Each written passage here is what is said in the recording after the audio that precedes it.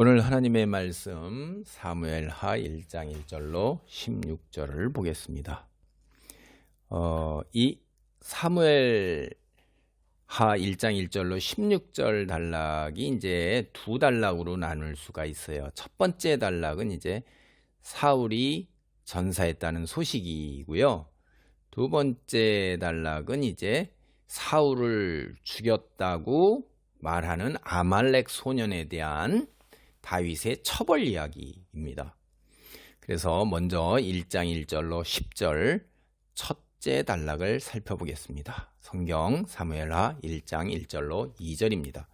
사울이 죽은 후에 다윗이 아말렉 사람을 쳐 죽이고 돌아와 다윗이 시글락에서 이틀을 머물더니 사흘째 되는 날에 한 사람이 사울의 진영에서 나왔는데 그의 옷은 찢어졌고 머리에는 흙이 있더라.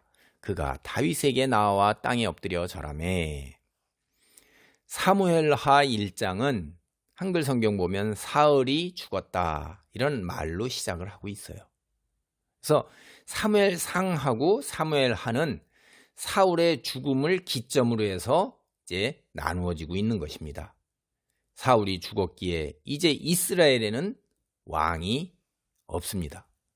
이스라엘이 당면한 현실, 통치자, 즉 지도자가 없는 형편이에요. 이제 누가 사울의 뒤를 이어 왕에 오를 것인가 하는 게 이런 실제적인 문제가 대두되는 거죠.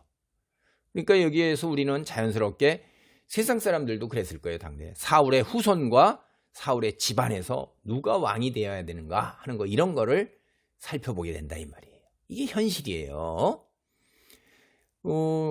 신앙인이라 할지라도 현실 세상의 사람들처럼 이렇게 우리가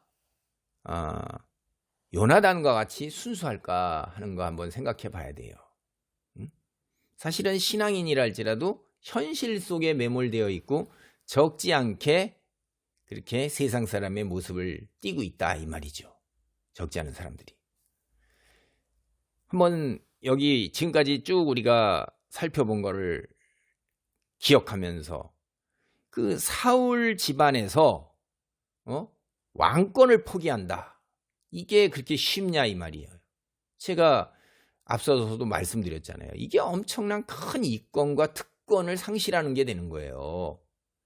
그러니까 요나단은 내가 왕이 될 것이다라고 다윗에게 얘기했지만 이런 순수한 마음, 왜냐하면 하나님께서 그렇게 차기의 왕으로 선언을 하셨기에 그 말씀을 받아들이는데, 그걸 받아들이는 사람들이 다 이스라엘 사람들과 사울 집안과 그 다음에 사울 그 둘러싸고 있는 권력층, 지배층, 특권층이 그러겠냐 이 말이죠. 그들은 권세와 특권을 갖고 부귀영화를 지금까지 누려왔는데 그거를 갖다가 흔쾌히 포기하면서 다윗에게 왕권을 넘겨주겠냐 이 말이에요. 예나 지금이나 똑같은 겁니다. 그럴 리가 없어요. 근데 우리가 아는 것처럼 사무엘상을 통해서 다윗이 사울의 후계자로 이스라엘의 왕에 오른 것은 너무나도 당연한 일이라 이 말이에요. 그런데 그 당연한 일이 현실 세상에서 당연하게 벌어지지 않는 것입니다. 그게 현실 세상이에요. 다윗 당대의 모든 이스라엘 사람들이 다윗이 왕위에 올라야 한다고 생각한 게 아니라는 말씀입니다. 다윗이 왕위에 오르기 위해서는 그가 처한 상황, 현실에서 넘어야 할 험난한 산이 무엇이냐? 사울의 후손들과 사울 집안을 중심으로 해서 똘똘 뭉쳐있는 권력층이고 특권층이고 부귀영화를 누리는 층이라 이 말이에요. 그들은 사울이 죽자 곧바로 그의 아들 이스보셋을 왕으로 내세워서 자신들의 입지를 고수하고 있는 거예요. 우리가 성경을 보면 그렇습니다. 다윗이 왕이 되기 위해서는 이들과의 한판 승부가 불가피해요. 그러니까 현실만을 바라보는 사람들의 관점에서 그 특권, 그 특혜, 권세 내놓지 못하는 거죠. 그러니까 한판 승부가 이들과 불가피하구나. 이거 역시 세상의 현실만을 바라보는 사람들은 그렇게 생각한다 이 말이에요.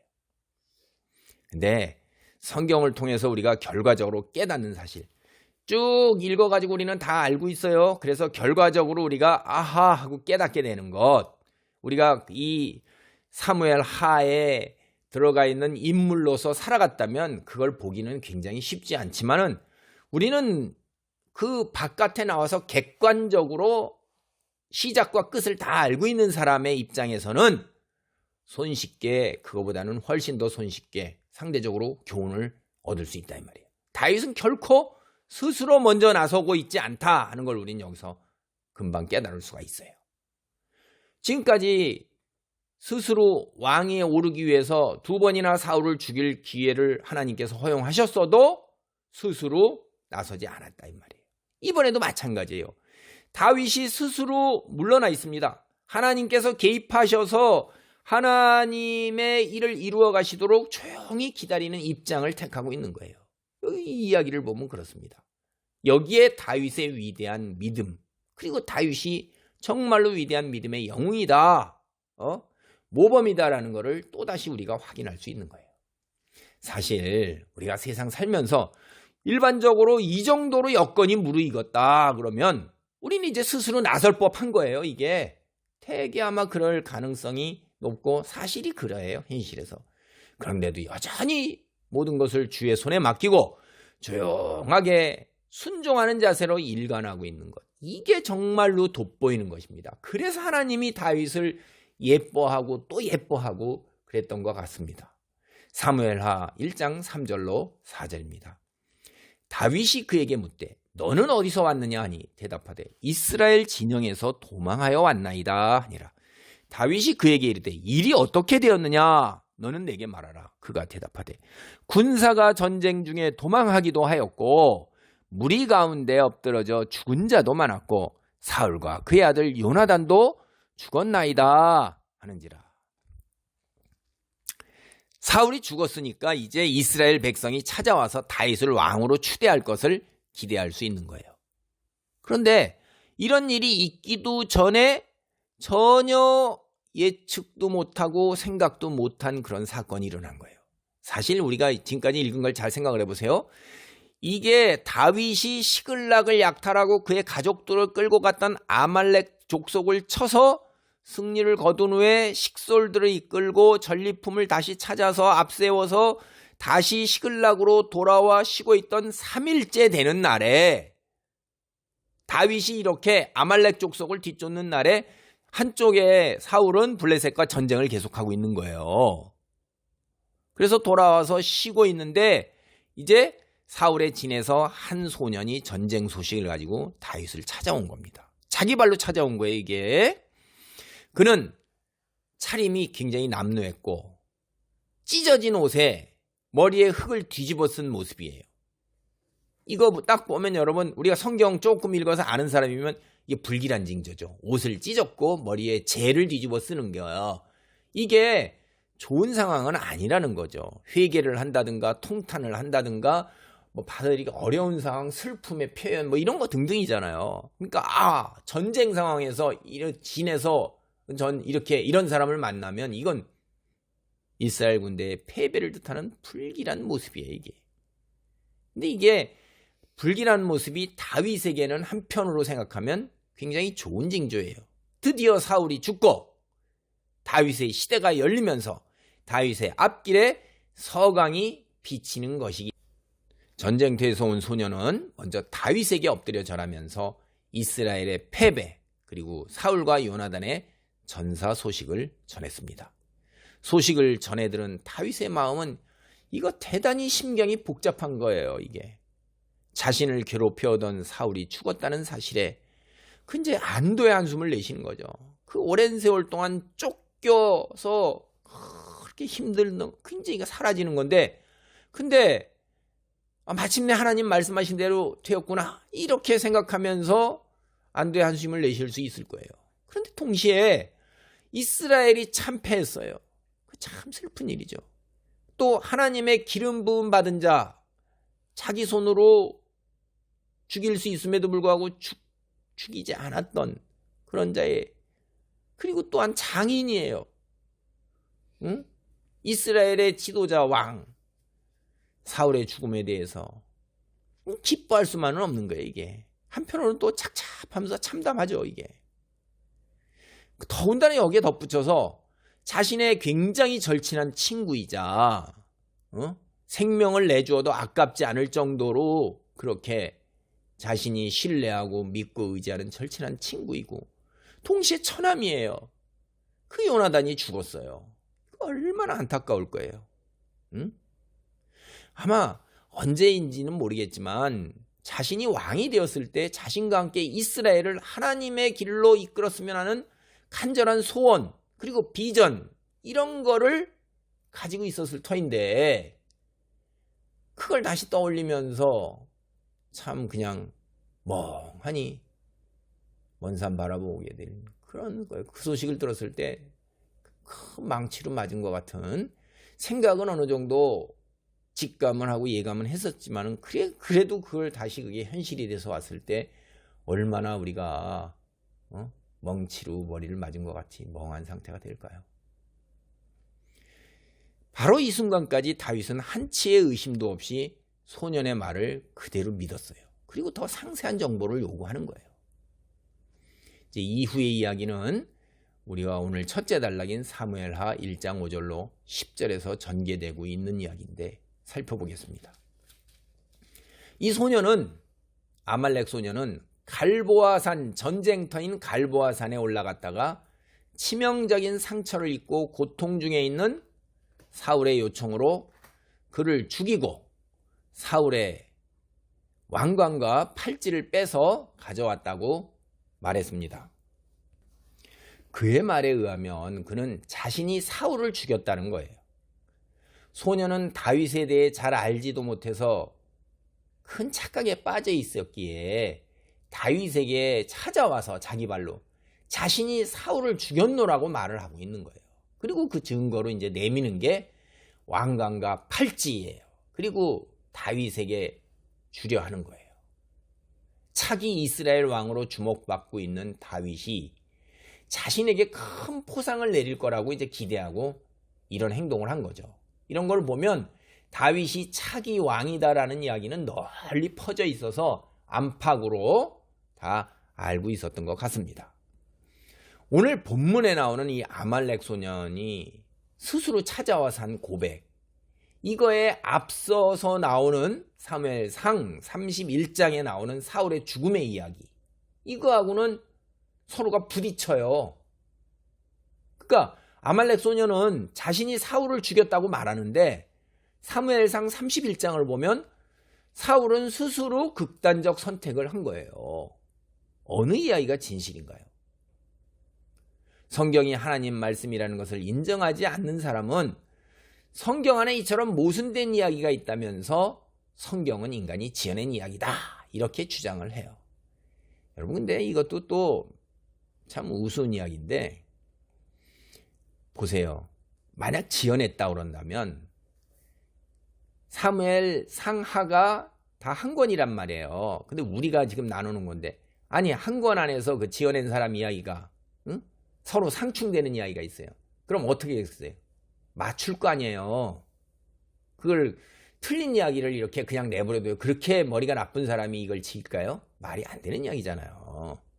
그러니까 그게 성경이 이런 걸로 인해서 지어낸 이야기다라는 증거가 되지 않는 거예요. 그냥 믿고 싶지 않으니까 이렇게 터무니없는 얘기를 하는 건데 쉽게 생각해 보세요. 이렇게 머리가 모자란 사람이 이야기를 그렇게 만들어낼까요?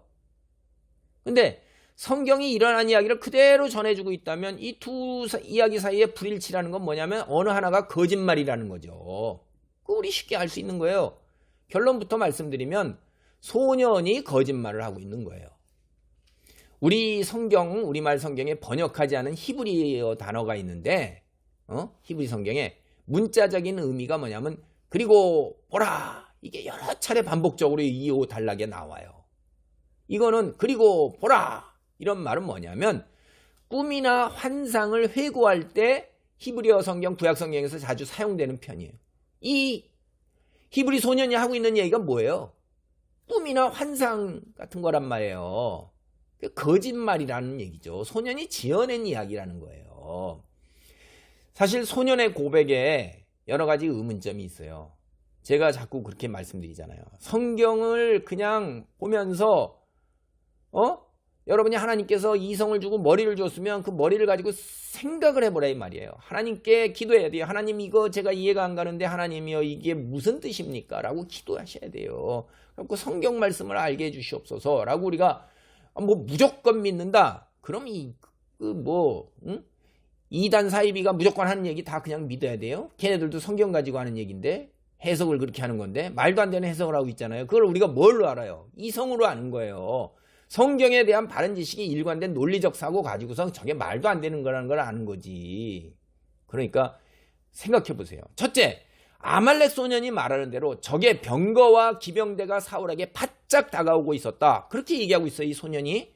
그럼 여러분 한번 생각해 보세요. 이런 상황에서 왕관과 팔찌를 어떻게 빼돌려요? 특히 당시 전쟁 풍습에 따르면 적군의 우두머리를 죽이고 소지품을 취하잖아요. 이거는 전쟁에 참여한 병사에게서 최고의 영광이에요. 전쟁터의 병사가 돼서는 결코 놓칠 수 없는 승리의 상징. 오늘 같으면 어떻게 했어요? 그냥 엄청난 전쟁 무공 훈장에 특진에 이 온갖 영예에 이런 포상 휴가에 다 주어지는 거란 말이에요. 어마어마한 거예요 이게. 장군, 그것도 장군을 넘어서서 그 나라의 왕. 이거 어마어마한 거죠. 장군 하나만 죽여도 대단히, 오늘날도 뭐 장군이 몇 명 죽었네 뭐 이렇게 전쟁을 하는데, 러시아하고 우크라이나 전쟁하는데 뭐 장성이 몇 명이 죽었네 뭐 이런 얘기 하잖아요. 그런데 상대편의 왕, 이걸 바짝 다가오는 기병대와 병거를 이 한 소년이 어떻게 따돌려요? 사울에게 바짝 다가왔는데. 그리고 그걸 평안히 아무 일 없이 탈출할 수 있어요? 만약 진짜 이게 진짜 소년의 말이 진실이라면 블레셋 군인은 장님이거나 허수아비예요, 이게. 그렇죠? 그러니까 소년의 주장에 신빙성이 없고 미심적인 부분이 벌써 여기서부터도 드러나는 거예요. 둘째는 이 소년은 자신을 마치 사울의 군대에 속한 병사였던 것처럼 말하고 있어요. 사울의 진영으로 막 이렇게 하고 자기가 막 사울의 진영이 있던 것처럼. 근데 사울이 아말렉 사람을 군대로 징집했어요? 성경에 나오지 않아요. 용병으로 고용했다는 그런 기록이 성경 말고도 딴 데도 없는 겁니다. 이스라엘 군대의 이방인들이 용병으로 고용되는 것, 이건 다윗이 왕이 된 이후에 나오는 이야기예요. 다윗이 사울이 세워놓은 전례에 근거해서 이스라엘 군대의 이방인을 끌어들였다 이렇게 주장할 수 있어요. 이건 주장일 뿐이지 근거가 없어요. 그리고 사실 이러한 가능성은 대단히 희박한 거예요. 왜 그러냐면 여러분 성경 조금만 생각해서 읽어보면 아말렉 족속이 누구예요? 아말렉 족속이. 출애굽 때에 이스라엘 선조에게 행한 야비한 공격, 노인과 여자들과 아이들을 갖다가 죽인 이런 뒤에 후미진 곳에서 이런 야비하고 비열해서 하나님께서 진노하셔갖고선 아말렉 족속을 이 세상에서 싹 멸해버리겠다 이렇게 선언하시고 하나님 명령하셨어요. 사울에게 아말렉 사람을 진멸하라 이랬는데 아말렉 사람을 받아들여요? 말이 안 되죠. 사울이 아말렉 사람을 진멸하는 명령을 이행하지 않아가지고 하나님부터 버림받는 이 뼈아픈 경험을 했는데 그 아말렉을 더군다나 소년을 뭐 군인으로 받아들여요. 이게 말이 안 되는 거죠. 오히려 어떻게든지 하나님과의 관계 회복을 꿈꾸고 노력했을 거예요. 사울은 아말렉 사람 절대로 이스라엘 군대에 끌어들일 이유가 전혀 없는 것입니다. 말이 안 되는 겁니다. 이건 상황이. 세 번째, 여러분 잘 생각해 보세요. 블레셋 군인도 이방인이에요. 아말렉 소년도 이방인이에요. 더군다나 하나님이 진멸하라는 이방인이에요. 어차피 이방인의 손에 죽는데 더 나쁜 이방인의 손에 죽어요. 굳이 사울이 아말렉 소년에게 죽여달라고 요청해요? 더 나쁜 아말렉 사람에게? 자, 한번 더 뒤로 생각해 보세요. 한 발 양보해서. 이스라엘이 지금 대적해 싸우고 있는 블레셋이에요. 이스라엘 왕을 죽이는 영광을 블레셋에게 죽이지 않고자 하기 위해서 더 나쁜 아말렉 이방 소년 나 죽여라 이렇게 하겠어요? 왕이라고 하면 어떻게 해야 돼요? 어차피 이방인 손에 죽는다 이거면 겨우 일개 아말렉 소년의 손에 죽는 것보다 이스라엘 왕으로서 철천지 원수인 블레셋을 대적해 싸우다가 장렬하게 전사하는 게 이게 왕으로서 품격 있는 죽음이고 이스라엘 역사에 남는 죽음이지 그런 죽음을 선택할 리가 있겠냐 이 말이죠. 그러니까 지금까지 살펴본 이런 여러 정황을 고려하면 아말렉 소년 자신이 사울 왕을 죽였다고 거짓말하는 거예요. 이게 아말렉 소년은 전쟁에서 승리한 블레셋 사람들이 이제 패배한 이스라엘 사람 죽음에서 돈이 될 만한 거를 약탈해 가는데 고대 전쟁 풍습이 다 그랬어요.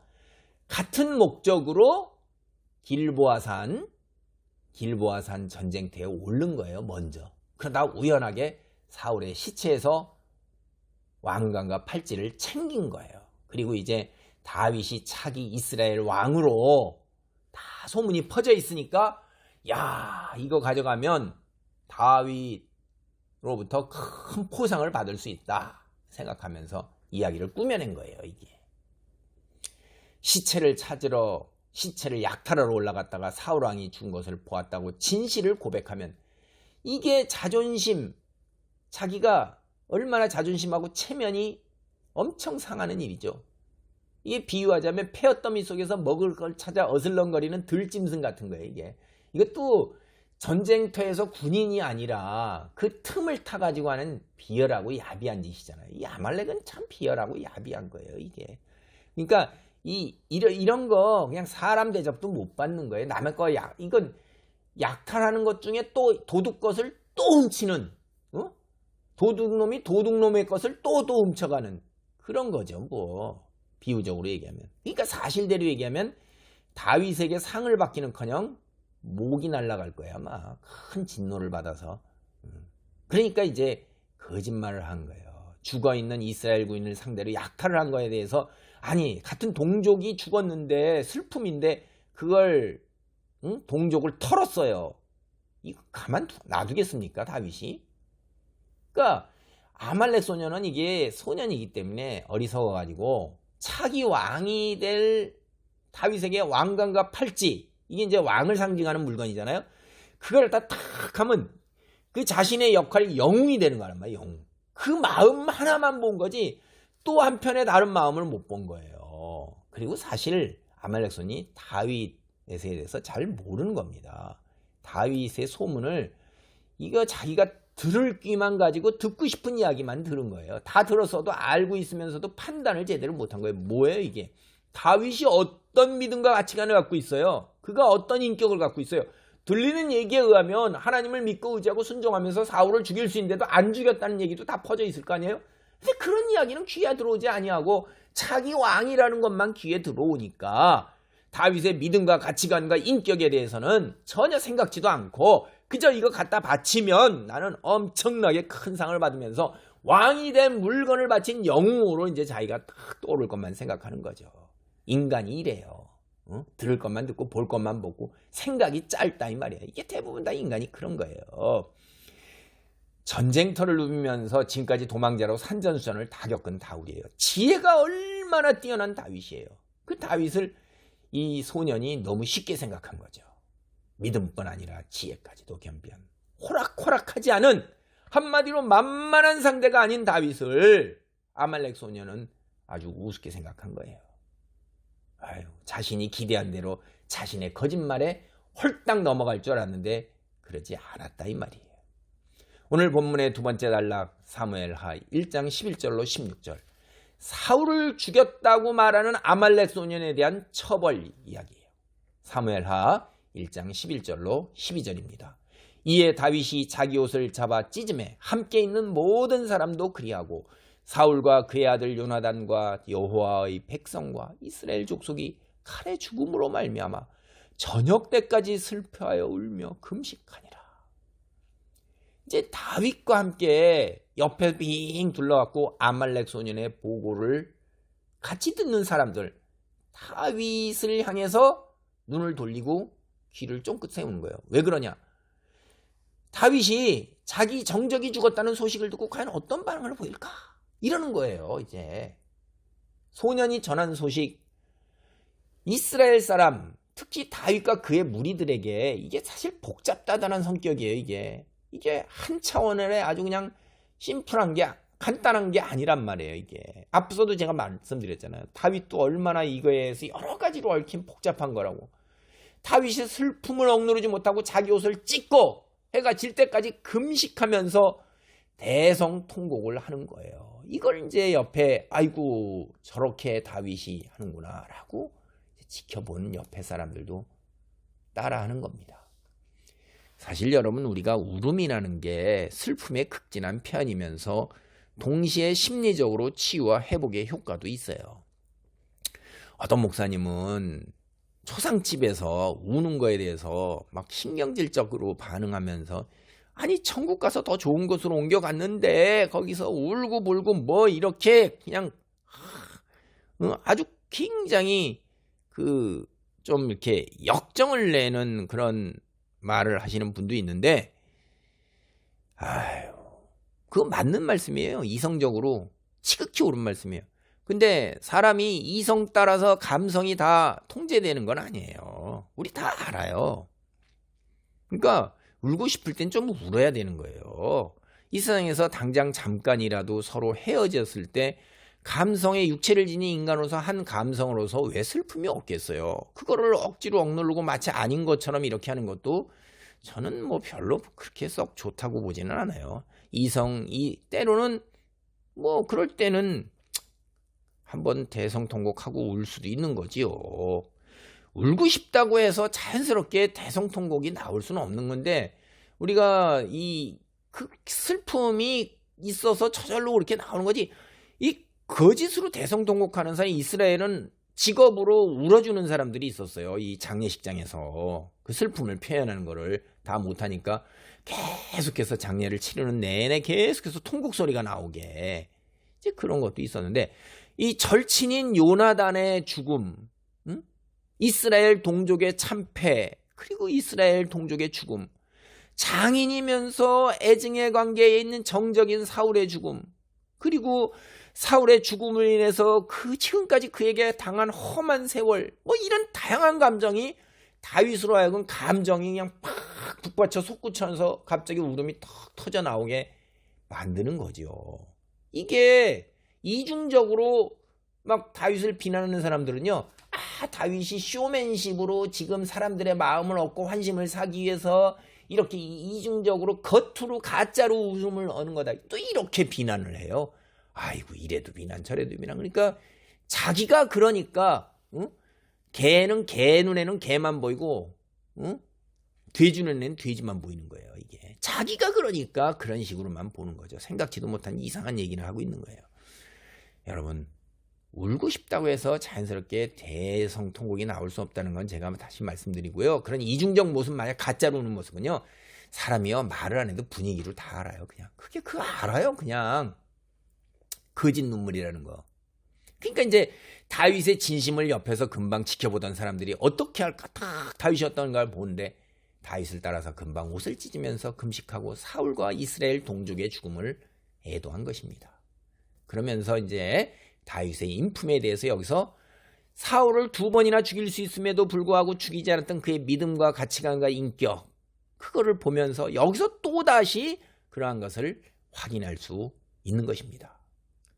아말렉 소년이 전한 소식을 접하면서 정적의 죽음, 장차 이루어질 자신의 왕위 등공, 이거 하나만 바라보면서 기뻐하기보다는 오히려 그들의 죽음과 이스라엘의 수모, 이거에 더 초점을 맞춰서 슬퍼하는 그의 참된 인품에 큰 감명을 받을 수밖에 없는 것입니다. 이게 다윗은 통곡할 때를 잘 알았던 사람입니다. 저는 통곡해야 할 때 통곡하는 자가 복이 있는 사람이라는 거예요. 부모가 죽었으면 감정이 눈물이 메말라서 못 우는 거고, 때로는 격해가지고선 가만히 있다가 어떤 기억이나 회상이 돼서 또 울음이 나올 때 그때는 울어야 되는 거예요. 그걸 가지고 이래저래라 뭐 얘기할 건 없는 거예요. 우리가 다 내잣대 가지고선 이렇게 할 수는 없어요.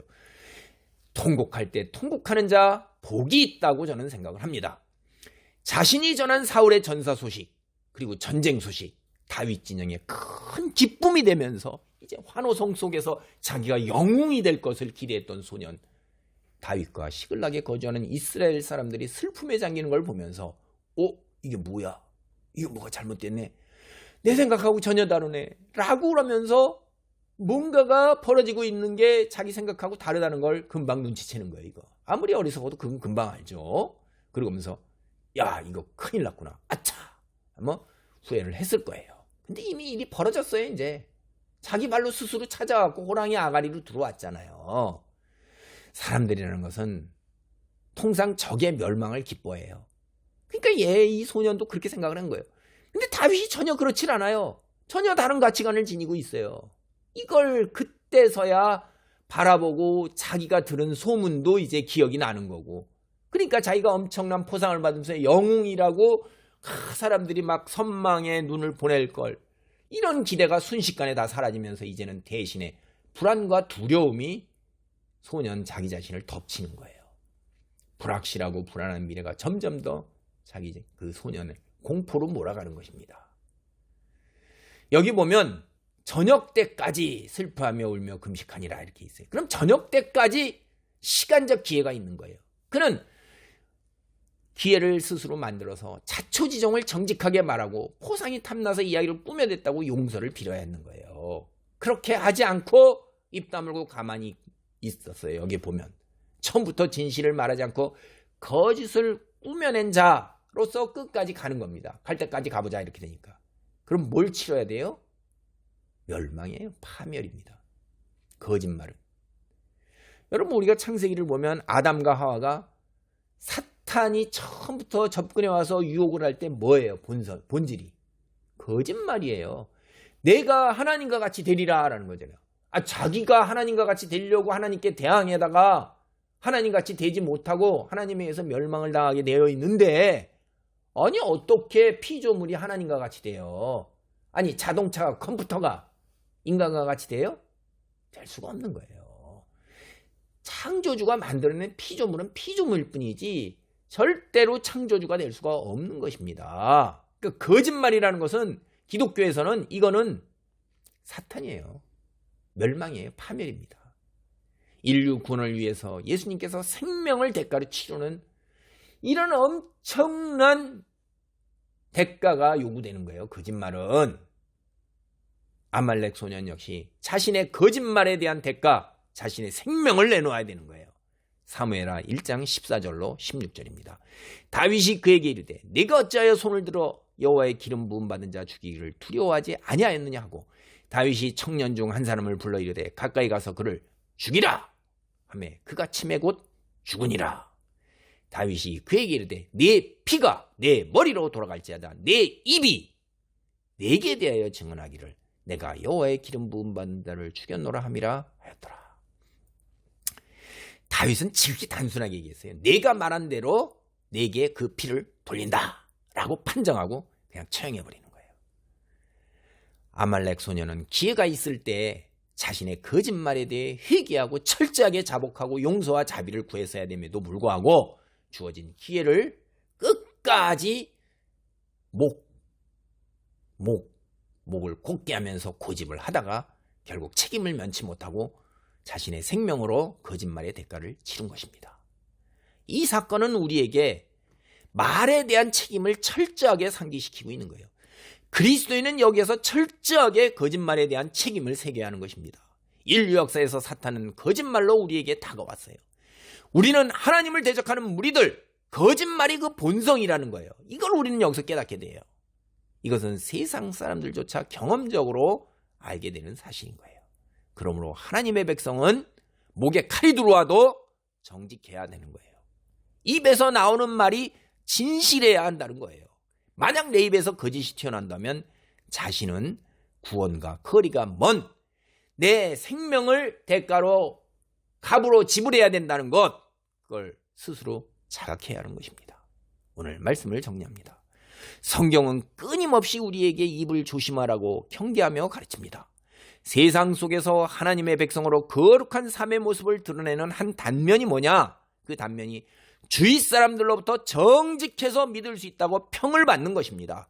손해를 보는 한이 있더라도 천국에서 하나님께서 상급으로 보상받을 것을 기대하면서 정직한 사람으로 주위 사람들에게 하나님의 사람됨을 드러내면서 그들을 큰 감동으로 변화시켜 나가야 되는 것입니다. 아멘. 기도하시겠습니다. 할렐루야. 하나님 감사합니다. 이 세상에 살면서 우리가 정직하게 살기가 참으로 쉽지 않은 것을 경험적으로 너무나도 잘 압니다. 그래서 우리가 정직할 때 때로 손해를 보고 어떤 경우에 극단적인 경우에는 희생까지도 할 수도 있지만 그럼에도 불구하고 정직할 때 주님이 영광 받으시고 그리스도인인 하나님의 백성이 세상 사람들로부터 인정받을 수 있게 됨을 깨닫습니다. 그러한 신앙의 경제에 이르도록 도우소서, 능력을 덧입혀 주옵소서. 예수님의 이름으로 기도하옵나이다. 아멘.